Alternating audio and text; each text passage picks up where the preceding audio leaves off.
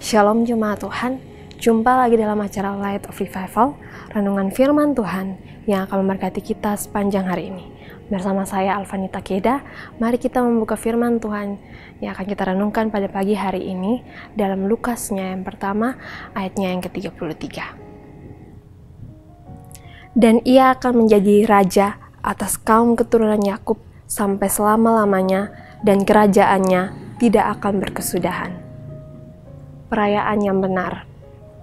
Dalam pasalnya yang pertama, Lukas menceritakan tentang Allah yang memberikan perintah kepada malaikat Gabriel untuk memberitahukan kepada Imam Zakaria tentang kelahiran Yohanes Pembaptis melalui rahim Elizabeth, istri Zakaria. Dan disusul 6 bulan kemudian, pemberitahuan kepada gadis perawan Maria tentang kelahiran Yesus Kristus. Dalam ayat ini, malaikat Gabriel menyampaikan kepada Maria bahwa melalui rahimnya akan lahir seorang anak yang disebut anak Allah Maha Tinggi. Selain kelahiran tentang Yesus, ada beberapa hal yang disampaikan oleh malaikat Gabriel kepada Maria. Salah satunya adalah tentang kerajaan yang akan diberikan kepada Yesus Kristus.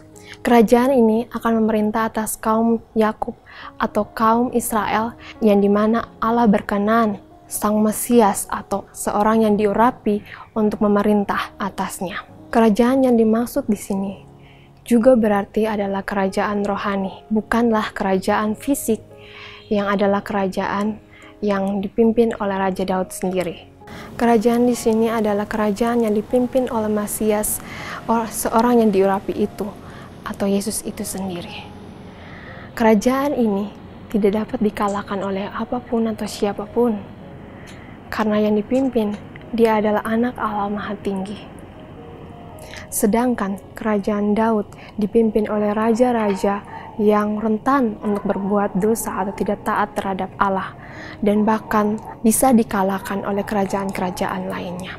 Jemaat Tuhan, ini adalah momen-momen Natal di mana kita akan memperingati Natal.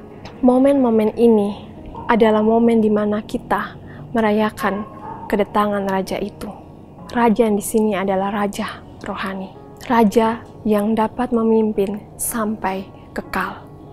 Banyak dari kita memegang pemahaman yang salah tentang Natal. Kita hanya memahami tentang perayaan Natal sebagai perayaan yang jasmani atau perayaan fisik, di mana kita begitu banyak menghabiskan uang, tenaga, waktu di dalamnya, tanpa pernah memahami bahwa kedatangan Raja tersebut adalah menuntut tentang kerohanian kita yang dipimpin olehnya. Tidak ada yang salah dalam merayakan Natal dengan sukacita besar, tetapi merayakan Natal dengan pemahaman yang salah tanpa menjadikan ia sebagai Raja dalam hidup kita, secara khusus dalam kehidupan rohani kita, maka perayaan tersebut akan sia-sia. Perayaan yang benar adalah perayaan di mana kita benar-benar menjadikan dia Raja dalam hidup kita, sehingga perayaan Natal menjadi begitu sangat berarti bagi kita, menjadi momen yang sangat kita nantikan, baik secara jasmani, terkhususnya secara rohani. Biarlah melalui renungan firman Tuhan ini, kita sadar bahwa kedatangan Ia, Yesus Kristus, Mesias yang diurapi itu, datang sebagai Raja rohani, Raja yang memimpin kita kepada kekekalan, Raja yang memberikan kita kehidupan rohani yang benar. Mari kita berdoa. Tuhan Yesus, terima kasih untuk firman Tuhan yang boleh kami renungkan bersama. Melalui firman Tuhan ini, kami boleh disadarkan bahwa kedatangan-Mu sebagai Raja bukanlah suatu kedatangan yang hanya bersifat fisik ataupun jasmani, tapi kedatangan-Mu sebagai Raja adalah kedatangan yang membawa pembaharuan dalam kehidupan rohani kami, Tuhan. Tuhan, biarlah melalui renungan ini kami boleh menyadari untuk menjadikan Engkau sebagai Raja terkhususnya dalam kehidupan rohani kami. Terima kasih Tuhan Yesus.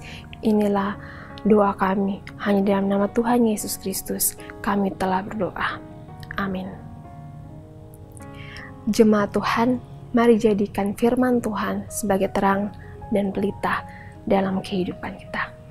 Tuhan Yesus memberkati.